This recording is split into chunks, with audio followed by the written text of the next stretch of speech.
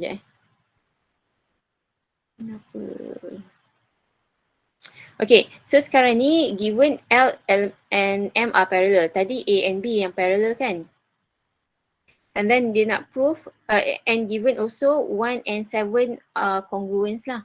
And then you nak prove A tu parallel to B. Actually dia the same one, but I mean like the same tactic. You nak prove 1 congruent to 7. Allah, kenapa dia masalah ni? 1 congruent to 7.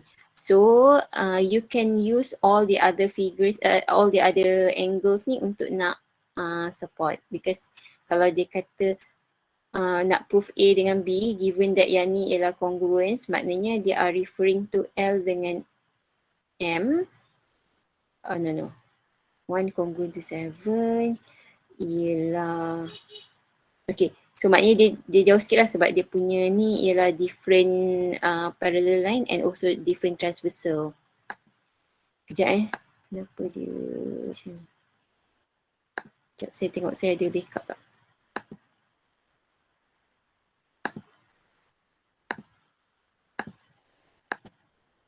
Sekejap.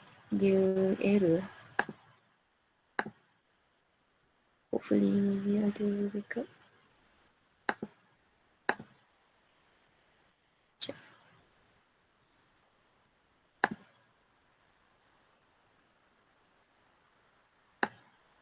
Oh no. Kenapa? Sekejap saya kena close.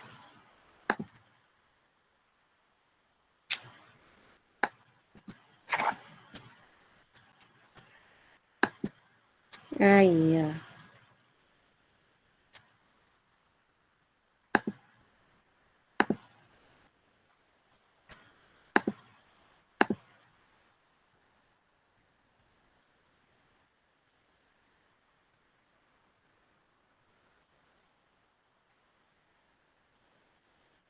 Sekejap saya close balik.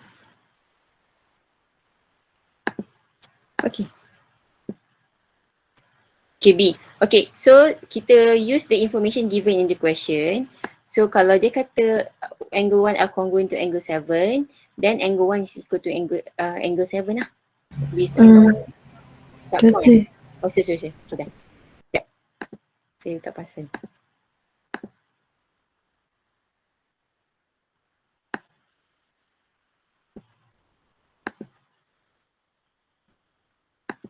Okay, so yang ni kita dah tahu dalam soalan dia 1 are congruent to 7. So the next step we use the information angle 1 is equal to angle 7. And then based on the diagram, we know that angle 5 is also congruent to angle 7. So sebab kita nak relate kan, kita remember you punya aim ialah angle A dengan B kan, proof parallel A dengan B. So you choose any transversal L ataupun M and you tengoklah angle mana yang you boleh guna untuk proofkan dia A parallel B. Tak kisah dia alternate interior angle ke ataupun pair of interior angle or pair of exterior angle on the same side. Just look ataupun corresponding angle also can. But you make use of the ni. Tapi I would say it will be easy kalau contohnya dia dah soalan tu pasal congruent ataupun equal measures yang given dalam question. You find something yang congruent juga, which is corresponding and then alternate interior angle and alternate exterior angle. I think three of them adalah congruent kan. Tapi boleh je guna kalau tak nak guna lagi tu, pair of interior dengan pair of exterior angle tu. So over here I used 5 and 7 for L and parallel dengan M, tapi transversal dengan B. So M dengan 7 will be pair of corresponding angle lah, 5 and 7 ni. Dia quite confused sebab dia ada macam ni kan, ada extra lines. So 5 is congruent to 7 and then 5 is equal to 7 because congruent angles are two angles with same measure. And then from here you can substitute 7 here with 5. And then we will have angle 1 is equal to angle 5. We can say it's a substitution or transitive property. And either or you use, kita accept lah. Okay. Substitution or transitive. Because 1 equals to 7, 5 equal to 7, then 1 is equals to 5. The same one is 7 ya. So kita tahu angle 1 and angle 5 are congruent kan. So they are referring to this. So maknanya kita nak prove A and B parallel with respect to transversal L ni lah. So 1 dengan 5 ni adalah corresponding angle. For A, B, you ignore yang ni. For lines A and B with transversal L, 1 dengan 5 ni adalah corresponding angle. Okay. So 1 and 5 are corresponding angle, which is ni bukan line ni, lie in the same relative position. So A parallel with B, because given that if two lines are cut by transversal, so that the two corresponding angle are congruent, then these lines are parallel. Okay. So this question ada lebih kurang 8 step. Yang ni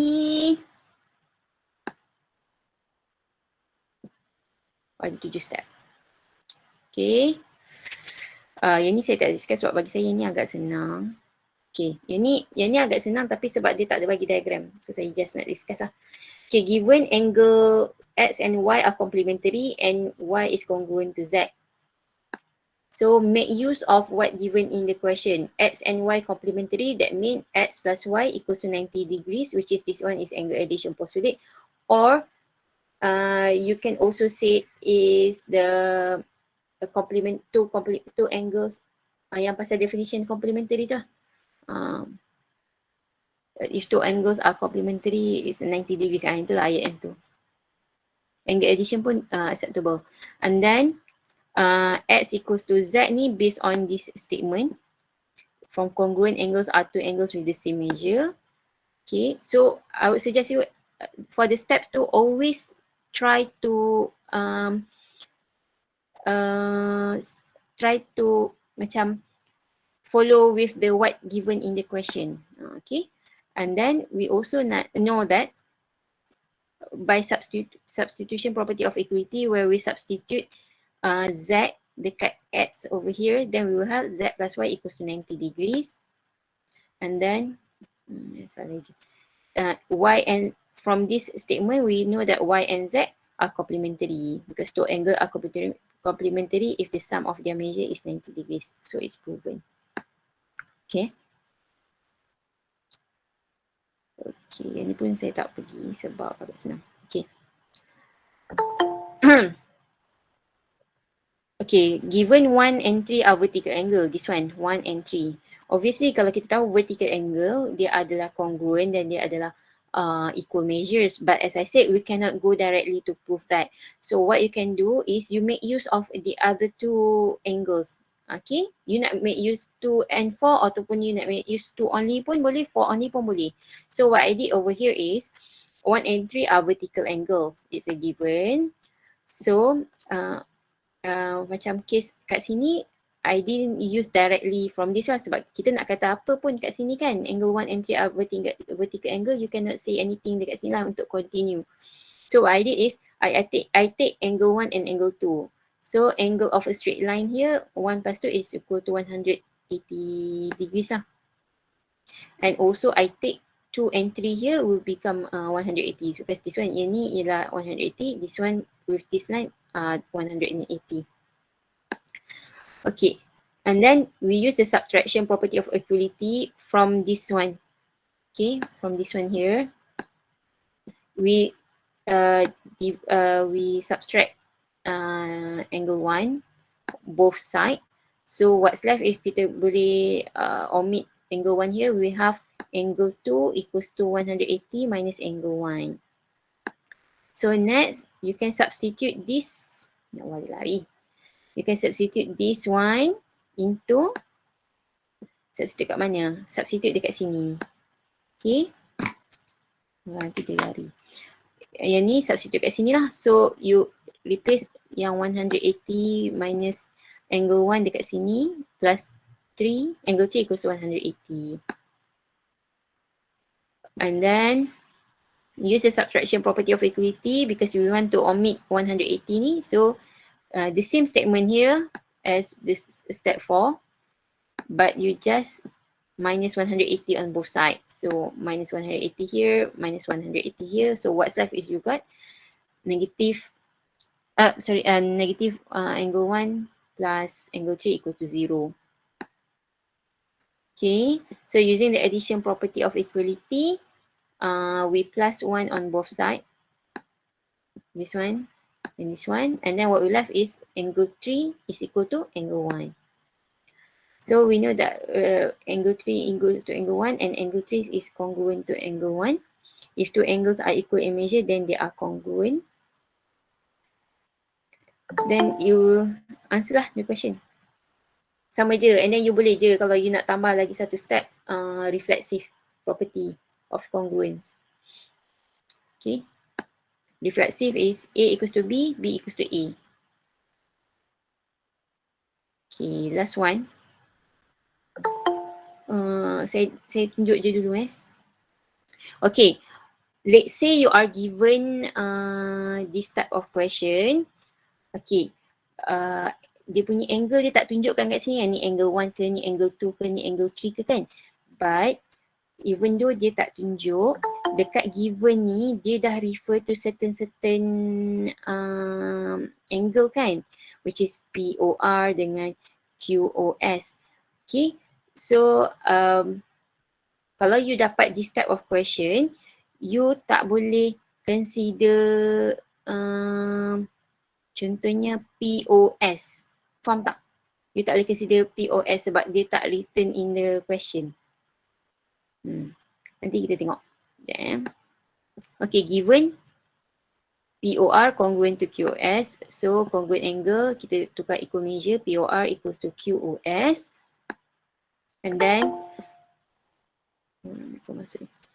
we have angle addition postulate, which is POR tambah QOR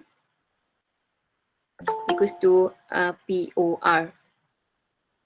Ke saya salah ni, silap. POQ sebenarnya ni. POQ tambah QOR sama dengan POR. This one tak apa sebab kita cakap pasal POR over here. So yang ni kita nak buat angle addition postulate, kita boleh lah POQ tambah QOR. Ni Q silap. POQ tambah QOR. And then QOR plus ROS equals to QOS. So these two statement for angle addition postulate. Kejap Hamdan ni saya habiskan ni dulu.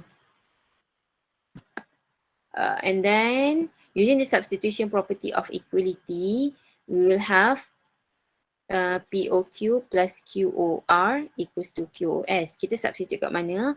We take this one. Oops. Kita ambil this one. Kita ambil this one. And then we replace POR ni dengan QOS from the step 2. So we have POQ plus QOR equals to QOS. Okay, and then using transitive or substitution property, kita ambil POQ plus QOR, tapi kita know QOS here ialah equal to this kan, equals to QOR plus ROS. Okay, and then subtraction, using the subtraction property of equality, we minus with QOR on both sides. So this term will be omit lah. So what left is you have POQ equals to ROS. Why ROS? Ini sebenarnya lagi satu step ni saya tertinggal ni, substitution, because ROS tambah QOR adalah tak. Betul. POQ equals to ROS. Sebab you dah ni kan, yang ni you dah tolak dengan omit dengan this one. Okay. And then since this one is equal, kita tukar pada congruence, then kita boleh prove lah POQ is congruent to ROS. Okay. Doktor, saya nak tanya. Substitution dengan transitive tu sama ke doktor? Okay doktor, thank you. Okay, so nak jawab soalan Hamdani tadi, boleh, saya nak cakap normally bila you have a shorter steps, please check balik because sometimes ada step yang sebenarnya important tapi you tak include. That's why I say in the last class, if possible, include as many steps if possible. Macam when you macam you nak bagi orang understand you punya step, you write very details kan, please make sure like that. Tapi all the step must be necessary lah with the question, tak boleh lah yang unnecessary. Kejap saya nak minta group D masuk lambat sikit.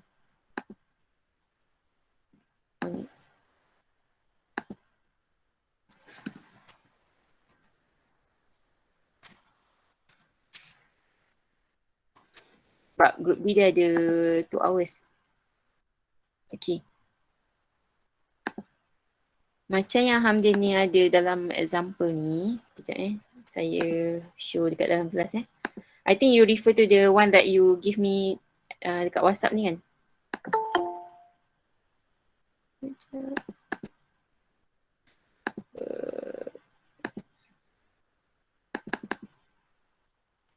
Sekejap. Saya tunjuk kat kawan.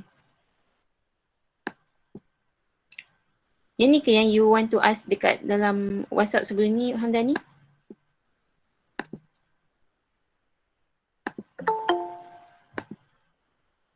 Sekejap. Okay. Sekejap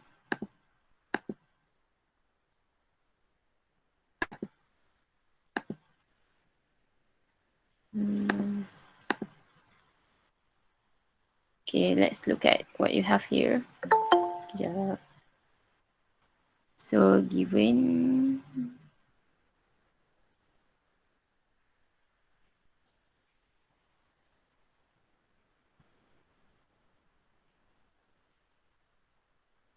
okay, you are referring to angle 1 and angle 4 kan? Here, angle 1 and angle 4 over here ke? Kejap, saya tak nampak. Oh, that, sorry. Angle 1, angle 4, here. Congruent with alternate interior angle. Okay.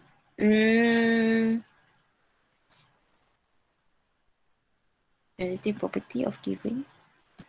Property given and statement 2. 7, 4, 7, 4.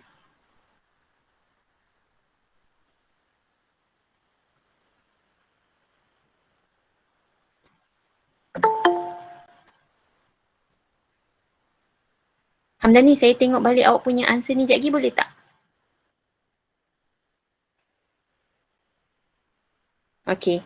Sorry Hamdani sebab kelas dah nak habis. Okay. So, I hope everyone boleh nampak tadi yang dekat modul yang saya ni. Saya discuss tadi tentang modul 2 tu.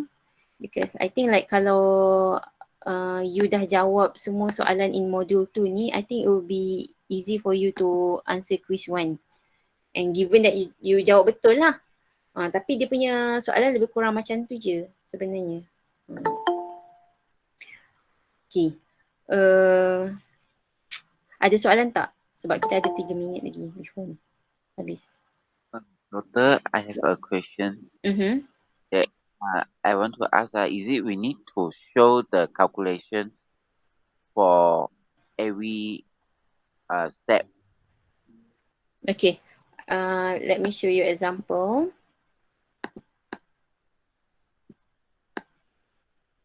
Oops.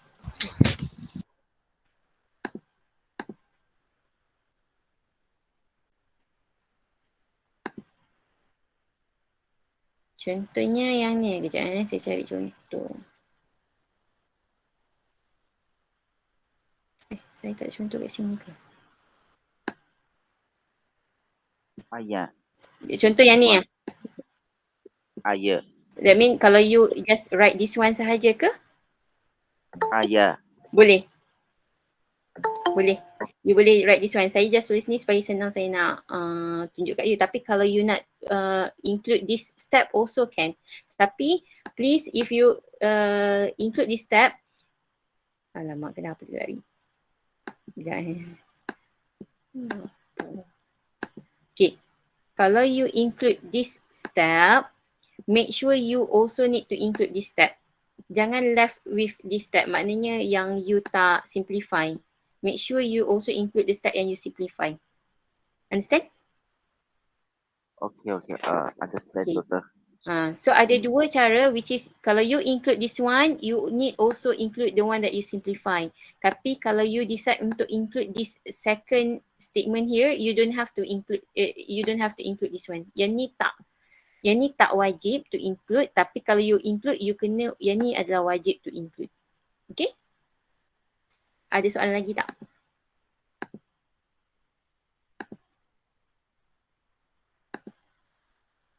Doktor, untuk yang reason tu kan, should we put on the step 1 or yang bawah tu? Yang bawah ni, yang ni yang dekat slide sekarang ni ke? Yang saya present sekarang ni?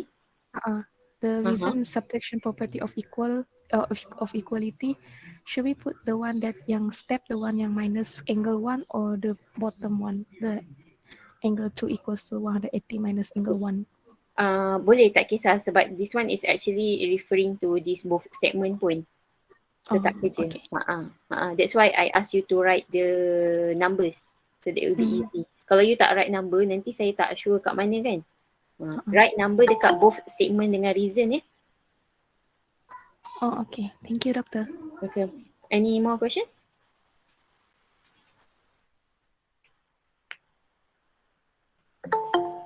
Ada tak? Okay. Sebab dah pukul 3, kalau tak ada, you can left the group. Kita end kat sini lah. Tapi kalau ada soalan, saya boleh bagi masa 5 minit ke 10 minit je sebab saya nak start dengan group D at 3:15. Okay, we finish our class today. And then don't forget malam ni pukul 8 jangan buat-buat lupa. Jangan discuss, jangan copy jawapan kawan tau.